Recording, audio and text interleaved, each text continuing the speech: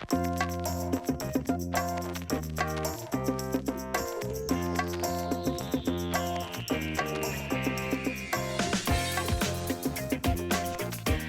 there, I'm Michael Furtick, the co-founder and director of technology at Toronto-based nonprofit Taking It Global. And I'm so excited to be with you virtually, your whole group in Brunei, to share with you today our discussion and webinar on student digital age literacies.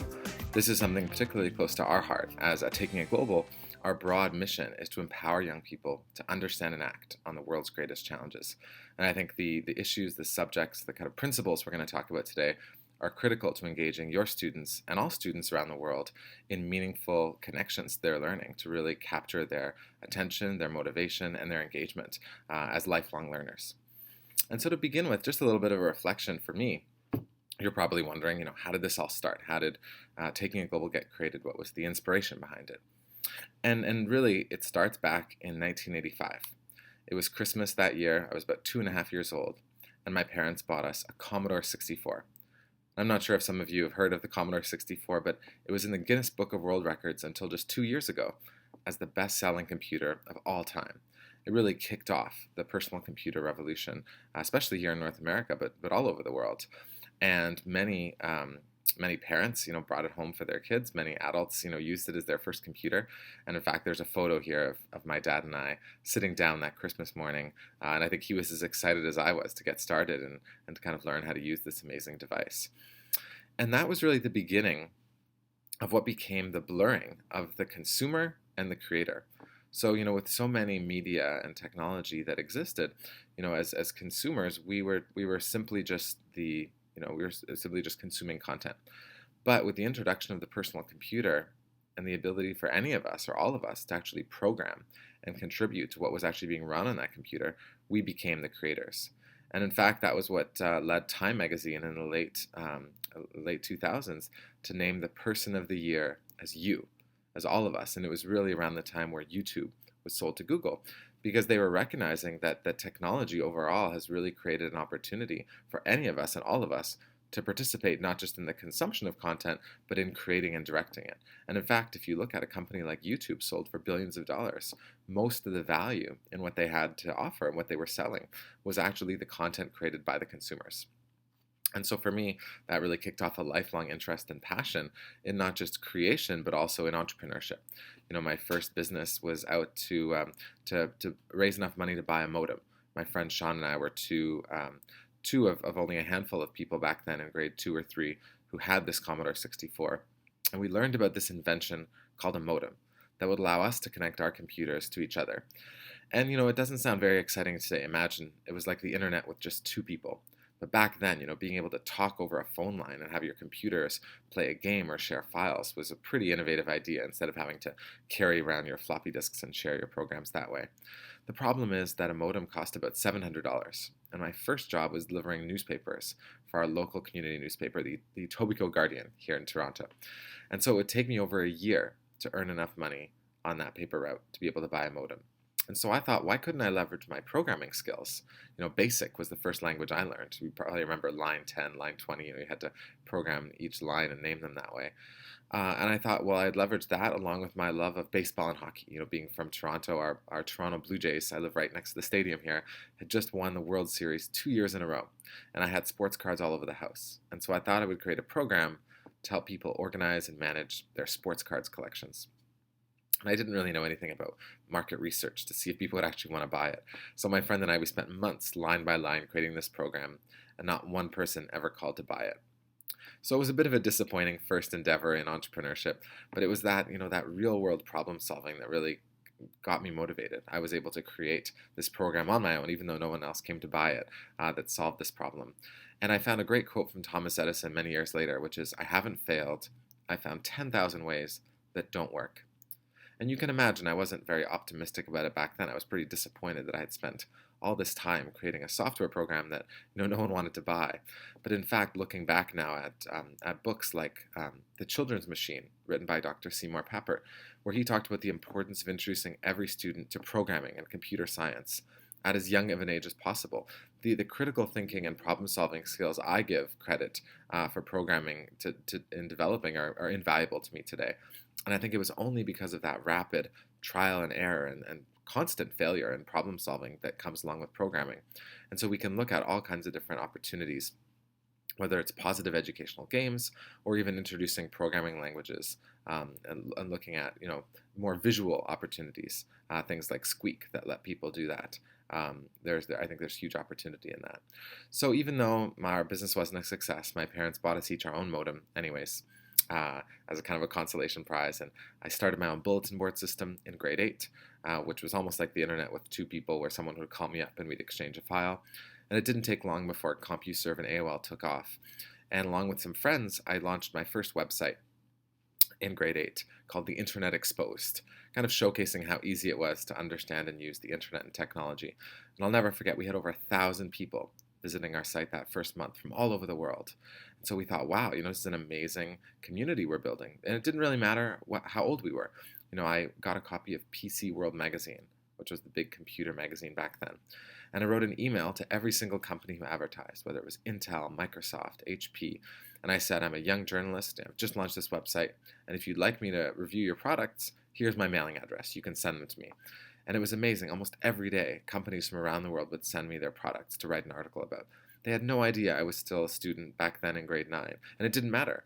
We had a website. It was professional. It didn't matter how old we were. And a few years later, I had actually met someone in a chat room online named Michael Heyman. We merged our sites together and went from a site called Internet Exposed. We renamed our site to mydesktop.com. And we grew from 1,000 readers a month to 10,000 to 100,000 by 1998. And by 1999, over 1 million readers a month, reading over 7 million pages of information and resources about technology, all written by a group of high school students from around the world.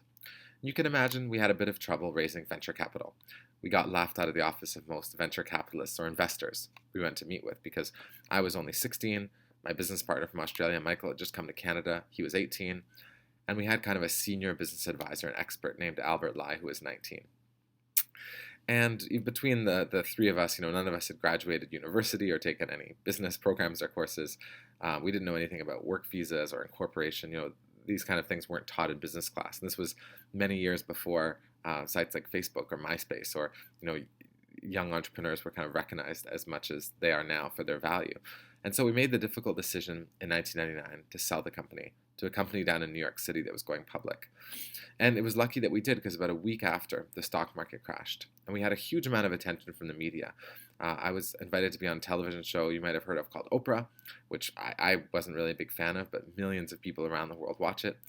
And I was also named by a magazine in the United States called Teen People as one of the 20 teens that will change the world. I was the only one outside the US. And it was people like Beyonce and sports stars and all these different athletes and celebrities. And I thought, how was I going to change the world? I had just created a website with my friends about technology. And so I started getting flooded with emails from students and young people all around the world. They had ideas for creating positive change in their communities. They had projects they needed help with. They wanted mentorship, advice, venture capital. And I thought there must be a place on the internet for all these people to go to, a place that helps to connect students and youth with ideas. And I just couldn't find one. All of the websites out there were so focused on advertising and fashion and cosmetics and celebrities. There wasn't really a positive, non-commercial educational space. And I met up that a few weeks later with a friend of mine who I'd worked with on a summer project a few years earlier. Her name was Jennifer, and she was running a program called Girls Are It, or Girls Are IT. And she was using social issues as a way to teach young women technology skills. They were actually building websites about the issues and social challenges they wanted to do something about. And we were kind of brainstorming, what could we do to create an organization that might address this gap, that created, a virtual online learning community to connect all these young people together who had passion, who had ideas, who wanted to create positive change. There must be a way we could leverage the power of the World Wide Web to create kind of a learning network, an action platform that would connect them all together and enable them to collaborate. And so that really led us to launch our organization back in 1999 called Taking It Global, or Taking IT Global. And the mission we have is to empower young people to understand and act on the world's greatest challenges. And we do that kind of following a pathway to action along our tagline. You can see here the screenshot of our homepage. You can probably barely make out in the top left corner our tagline of inspire, inform, and involve. So when we got started, we really saw this as an informal learning network, a place that could connect young people together outside of their school life, to this pathway to action of going from being inspired, or maybe they already were, they were probably bringing an issue, a topic, something they wanted to take action and do something about into this space, to help them get more informed, so to connect them with resources and nonprofit organizations and the kind of primary source information they needed to take action and do something. And then get involved, provide them with frameworks and tools and resources and ideas that actually help lead them along this pathway to action. And so that's how we launched. We've grown now over the last decade and a half. We've reached over 40 million young people from around the world, and they've actually contributed. They've helped us build this community out and created over 1 million pieces of content, resources, projects, ideas, things they've shared. So it's a community, and much of what I'll share was actually co-created by the community. These are ideas that young people themselves, students, had for ways that we could engage and support them along their journey. One of the things I'm most proud of is this isn't just something happening in English. It's actually a multilingual global community. We have the site translated now in 13 different languages, including simplified Chinese, Russian, Arabic, along with French, Spanish, Portuguese, Italian, many other languages. And that was all done by volunteers, by students or teachers or collaborations, or projects in schools or volunteer clubs that wanted to see the site realized in their language. And so it was a few years in, a few years after we launched the site and started getting a lot of momentum and students accessing it from around the world, that we started hearing about this big challenge the education system was facing. We heard a talk given by the head of educational technology from the US government. And he talked about a study called Students in Today's Schools. And this study, they were asking students 3 different questions. These are students that had graduated from at kind of a grade 12 level in schools in the United States. And they asked these students, did you find your schoolwork meaningful? Did you find your courses interesting? And do you think what you learned in school will be important later in life? And you can see ever since 1983, when the Commodore 64 was coming out, the numbers started dropping. And they didn't do the study after 2000, but you can see from a high of around 50%, the study wasn't really heading in a positive direction. In fact, Pearson and the Quaglia Institute in 2011 did a follow-up study called the My Voice National Student Report, and they found that only 46% of high school students in the US said they found school boring on a day-to-day basis. And here in Canada, we've always thought, well, that's the United States. I'm sure things are different here in Canada. Well, in fact, our Canadian Education Association did a study called What Did You Do in School Today? And they looked at the whole spectrum of engagement. So they looked at, K to 12. And they found that, by grade 5, it was actually pretty good. 82% of students felt intellectually engaged in school. But by the time we got to grade 12, it was only 45%. And again, same with that Students in Today's School study. This didn't include students who'd actually dropped out of school. And so there's really, I think, in North America and increasingly, around the world, as all these digital technologies came out and began to be adopted, in many cases there haven't been the resources for the education systems to both adopt the technology from a hardware perspective, but even more importantly, even when that has happened, there really has been a lack of vision and investment around supporting educators in incorporating these technologies and tools into their classrooms. And so in 2006, we applied for and received a grant from Microsoft Partners in Learning, and we were matched up with an expert from Harvard University, Chris Steedy, to really build and scale a program we called Taking It Global for Educators, helping to introduce all these different online tools and resources we had built for students into the classroom. How do we connect and make them relevant to support learning objectives, to support the development of these 21st century skills, critical thinking, collaboration, creativity, and really embed that and link that into the curriculum.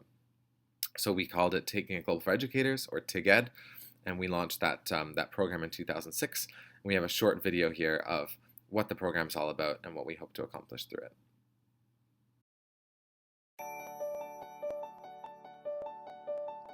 Sometimes the world's problems can seem really overwhelming. After all, faced with global challenges like these, what can one person really do? Well, you're not alone. As a teacher, you have the ability to empower your students to shape a better world. And TIGED can help. We support teachers worldwide in using technology to facilitate transformative global learning experiences. Visit our site to access free education resources that make it easy to bring diverse perspectives and world issues into your classroom. Take an e-course to learn how to design global learning journeys that support curriculum objectives and develop 21st century skills. Get involved in international learning projects and connect online with classes around the world to address the issues that matter most to you and your students. By using TIGED to connect with and learn about the world, your students will become global citizens who are strong cross-cultural communicators, technologically savvy, and informed about issues that matter. Students will be empowered to understand and act on the world's greatest challenges and be better equipped to succeed in today's global knowledge-based economy. With TIGED, you and your students can make a difference. Visit tiged.org today to start taking your classroom global.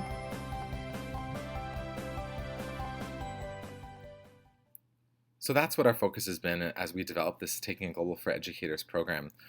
And over the last 7 or 8 years since we've launched, we've really kind of narrowed our focus into 3 specific areas. We call them values that we think are important to embed across subject areas, across grade levels, as we look at cultivating these kind of real-world problem-solving, creative, and kind of critical thinking skills. And these focus areas or values are global citizenship, student voice, and environmental stewardship. And so this is really where we have focused all of our effort at Taking It Global as we look at supporting educators and schools around the world in increasing student engagement and really driving motivation and real-world partnerships and collaboration using those 3 areas as a lens and as a focus. And as we're, in this module, we're really looking at focusing on encouraging students to think creatively, to develop and implement innovative solutions to real-world problems. And to do that, we think that there's 3 key ingredients that are essential to any learning experience that we look at designing. And those ingredients are relevance, authenticity, and depth. So first, when we look at relevance, this is really making sure that any learning experience we develop provides opportunities for real-world problem solving. So how could you connect an assignment, an activity, a lesson with a real-world problem or challenge? It could be in your school, in your community, in Brunei, or in the whole world. How can what students are learning connect to that so that they see immediate applicability and relevance of what they're learning and what their assignment might be and a problem that needs to be solved. The second is authenticity. So with authenticity, we're looking at how can we provide opportunities for student learning outcomes to be showcased or recognized by a local or global audience. So this could be in an art class, finding ways to actually showcase and present that artwork or student writing online to a global audience. It could be aligning your activities, your lesson plans, your learning with the needs of a local organization so that what students create could actually be used by another organization or party. And finally, there's depth. So with this one, it's really offering ways to extend learner engagement beyond the curriculum and school day. So how is what students are learning and developing connected to real-world problems? Yes, to opportunities to be showcased, but also how can students take what they're learning and extend it even further? Maybe it's that what they're learning could be part of a larger project, or it's part of a partnership that your classroom or your school has with an organization, so that students have the ability to complete their homework and to complete their assignment, but also to extend their engagement, to extend their learning and go deeper with it and take it much further. And for me, looking back at my own experience, starting my organization growing up while I was in school, I was so lucky that my principal and my guidance counselor gave me the flexibility to earn school credit. So I was able to earn a quarter of the credits I needed in grade 11 by doing work outside the classroom, at home, at work, that actually developed my skills and helped to develop my ideas for my business and later my organization. And so providing that kind of flexibility, I think, is critical to encouraging and stimulating students to be creative and to create projects and ideas that live on far beyond the homework that they're assigned. And so when we look at our particular focus values and areas, let's just look at a bit of data about why we think they're so critical to focus on. So starting with global citizenship, there was a nonprofit called WorldSavvy that did a study called the Global Competency Survey. And what they found is 74% of the high school students or high school graduates they surveyed say they wish their classes in high school had a more global approach. And only 54% say that their teachers knew about global events and incorporated global perspectives. So we think there's a huge opportunity here to kind of connect in global challenges, nonprofit organizations, facts and statistics, things that are happening around the world in terms of what students are learning, especially at a middle school and high school level. With student voice, there's some great data here. Some of it's a bit older from a Sloan study of youth and social development done in the 1990s that looked at students' ability to feel secure, content, and in control of their learning. And that was most affected by two different things: the level of authenticity of what they were doing in class and the level of choice they had. So being able to give students an opportunity to customize what they're learning can be critically important and in driving their motivation. A much newer study by the George Washington University Center on Education Policy looked at the different dimensions of student motivation, which they found to be the single biggest determiner of academic success. And what they found is that control and autonomy over learning was one of those four key dimensions. And so students having that opportunity to direct their learning. And finally, with environmental stewardship, I think this is an important one as we look at climate change all around the world. An environmentally based curriculum has been proven to address all kinds of issues in the classroom and to engage low-performing students. But most importantly, we think it's actually created an increased likelihood of young people, of students who are engaged this way, to take environmentally friendly actions, which we think is critically important. And so that's a bit of a look at our three particular value areas and focuses at Taking It Global. One of the initiatives we've just launched is a certification program called Future Friendly Schools. We've been asked over the last decade, probably almost 100 times, to give different presentations and keynotes and workshops about these value areas. And what we found overall is that schools really committed to doing more in these areas, but they kind of struggle a little bit to help identify and really create a rubric of measuring their engagement in these areas. What does it look like, if a school is doing a great job in student voice or in global citizenship? How can you measure some of these things? And so we've launched a program called Future Friendly Schools, which provides a framework for measuring and assessing these values within a school across the teachers and the students and the administration, but more importantly creates kind of a global living laboratory, a network of schools around the world who are doing work in these areas and encouraging them to share their activities, share the resources they're creating. And so each school who's part of the program has kind of a digital online portfolio where they share their evidence with each other so that other schools and teachers around the world can build on what they've learned. One of the things I'm most proud of is that I developed this program as a part of an inclusive design degree I just finished last year.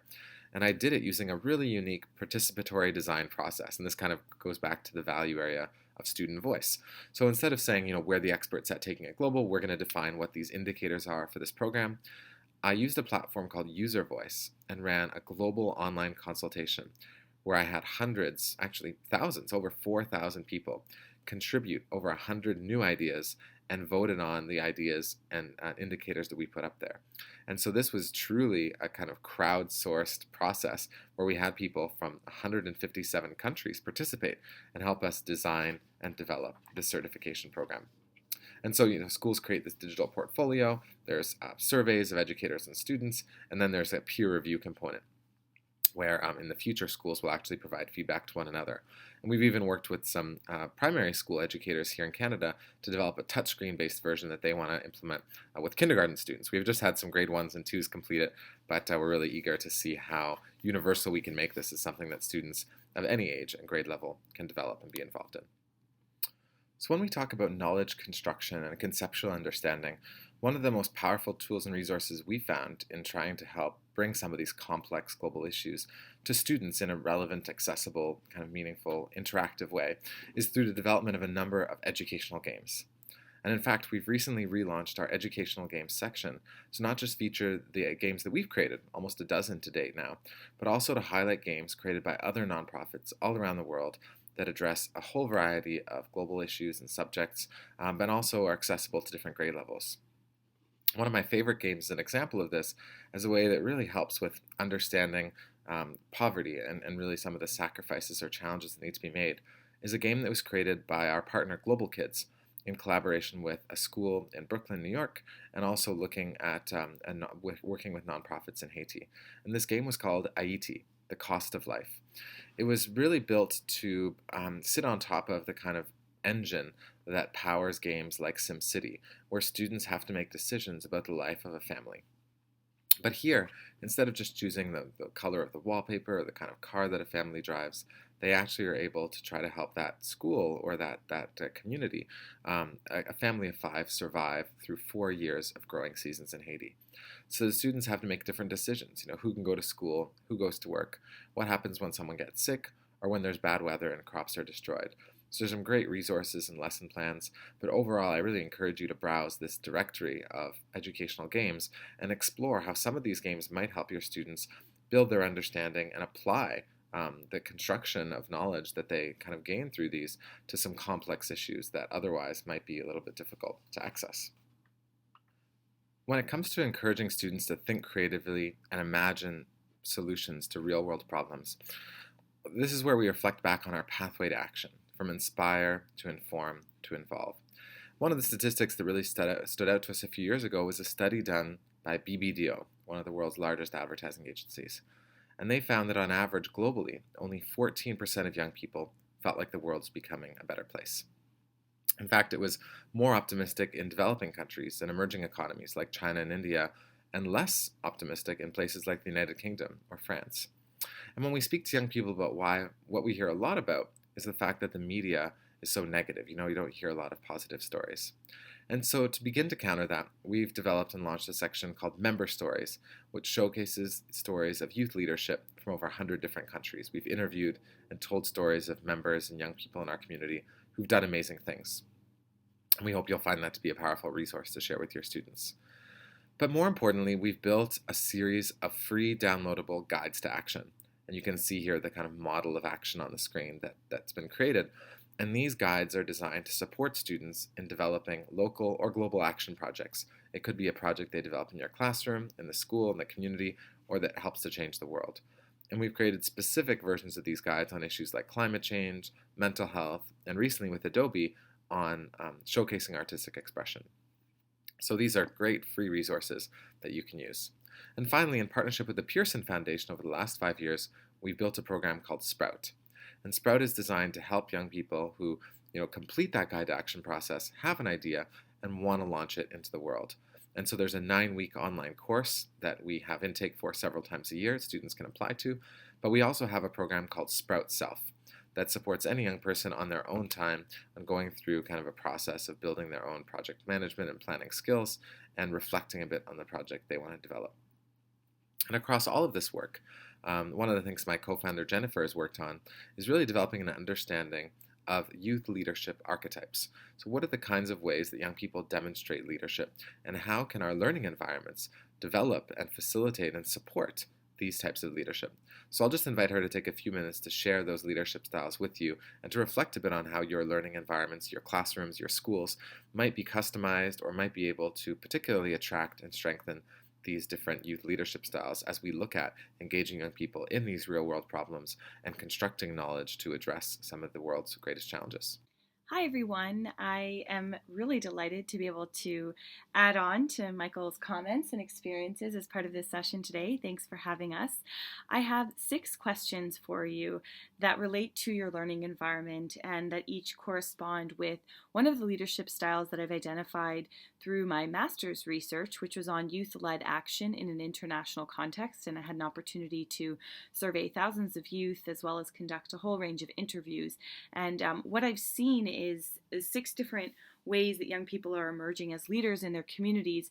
And so I will start by asking you the first question of the first style. Does your learning environment provide open, dynamic, and inclusive spaces for redefining the possible? If so, then you are supporting the dreamers. The dreamers are so important because they not only have these hopes and dreams in their own mind, but as they articulate their ideas and their hopes for the future, what they aspire for, these can become really the visionary direction that can move people towards action. And so we want to create those spaces for people to really share their dreams with their peers in many creative and artistic ways. On Taking It Global, one of the things that we offer is an online global gallery where people share images and artwork, and I think art is a really great way for people to share their dreams for the future. We also host a lot of roundtables and discussions and really encourage different dialogue sessions to take place between decision makers and the dreamers. The second question is, does your learning environment offer platforms for students to amplify voices of concern about local and global issues? If so, then you are supporting the megaphones. And the megaphones are those who speak up, not necessarily for themselves, but for the voiceless, for those who can't speak for themselves. I'll share an example of that, which would be the eco warriors of deforest action. And these are young people who speak for the trees because they are trying to end the illegal deforestation, and they were actually recruited from around the world to join an effort in Borneo, and there's actually a new film that is launched just this past month called The Rise of the Eco Warriors that talks about their efforts on the ground and a global project where people are able to map the and report on deforestation in their communities and specifically in Indonesia. The third question for you: does your learning environment facilitate connections between nodes and hubs within your network of influence or your multiple networks of influence? And if so, then you are supporting the spark plugs. The spark plugs are those who probably have a lot of friends on Twitter and Facebook, and they're not just acquiring people as friends, but they're very social. And what they find joy in is what comes and what emerges, whether it be ideas or new partnerships, when people and ideas are connected together. And so we want to really enable the spark plugs as a new way of people contributing their leadership. One of the projects that we're running right now is an app. It's a mobile app called Commit to Act to encourage people to reduce their ecological footprint. And this is a really great way for people to challenge their friends to change their daily actions and to record ways. So, for example, the month of April, we're looking at the low carbon lunch challenge. And this is going to be a really fun way for people to have local, organic, and waste-free meals. The fourth question: does your learning environment provoke students to see their role as trend shapers and communicators? If so, you're supporting the storytellers. And storytellers need to recognize the power of the narratives that they create when they share stories about the lives of people that provide hope and inspiration.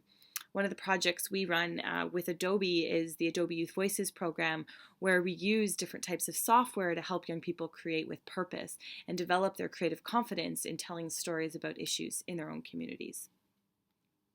Our fifth question: does your learning environment match students with mentors in an exchange that enables shared growth? If so, then you are supporting what I call the Sherpas, the guides, the mentors, people who not only get things quickly, but they don't race ahead to the next challenge. They're looking back and they're trying to identify those who are maybe struggling with a challenge, or they feel enriched just by the opportunity to share and interact with their peers. We recently launched a program called Culture Connect, and it's a 4-week online digital exchange program that is really trying to enable cross-cultural dialogue among young people, and this also is a space that encourages mentorship through the sharing of experiences. And our sixth and final question for you: does your learning environment value the importance of taking concrete action with measurable impact? If so, then you're supporting the Taskmasters. The Taskmasters are those who take big ideas, they like to break them down, they like to get things done. And we run a course, it's called Sprout, and that is all around idea growth, where people who have ideas can really develop the skills to transform them into action. And the other resource I want to draw your attention to are the TIG games that we have, which include both what we've developed on our own as well as references to really incredible games around social and environmental issues. So I hope these questions provoke some interesting opportunities for you and maybe expose some possibilities of what programs or initiatives that you are either currently undertaking or what you might be able to do in your classrooms. And please do tell us all about them so that we can perhaps showcase some of your projects within our community and the voices of your students. Thanks. Thanks so much, Jennifer, and thanks to all of you for joining me today virtually halfway around the world. And I really look forward to the discussions and questions that come out of your engagement in this session.